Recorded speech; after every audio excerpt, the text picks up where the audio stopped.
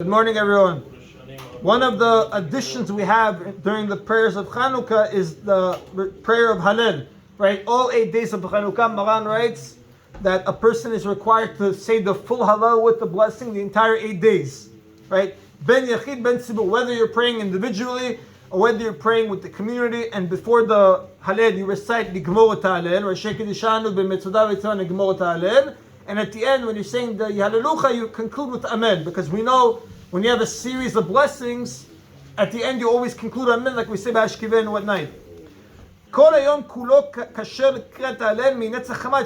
He says a person has the entire day from sunrise to sunset to recite the Hallel. So a person forgot to say Hallel, or he's praying early, you have from sunrise until sunset to recite Hallel. How do we know? Because the Pasuk says, Mimizrach Shemesh Ad Mevo Meurad Shem Hashem. The name of God is praised from Mizrach Shemesh, right, the east of the sun, Ad Mevo, until where it goes, right? So from the sun rising in the east and then setting in the west, that's when a person's allowed to say the Hallel, from sunrise to sunset. Gimel, Yachid sheitchil ligmor Hallel b'Chanukah. A person started reciting Hallel, and he realized in the middle of the Hallel he forgot to say the blessing. As long as you did not conclude the Hallel, you are allowed to recite the blessing. He says, in the spot where you remember, stop, recite the blessing, and then continue, he says.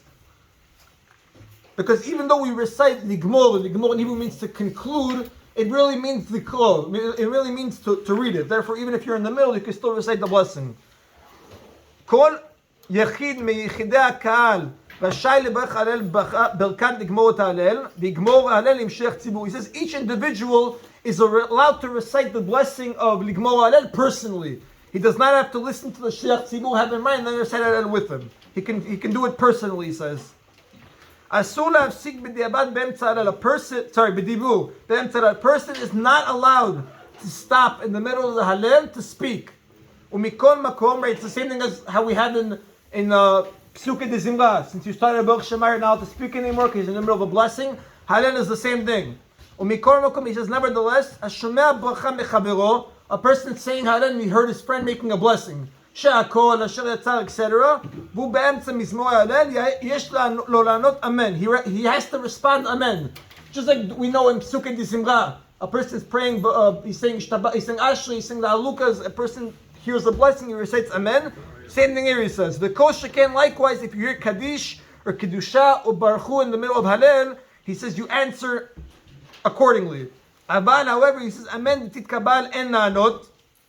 He says, however, this only applies to the first 5 amens. After the first 5 amens, when you have Yishlama or titkabal or things like that, you should not answer anymore. Because since the holiday we made the blessing on it, we only do the required first 5. On Rosh Chodesh, where you didn't recite a blessing on the Hallel, you would answer Amen to all the Kaddishes.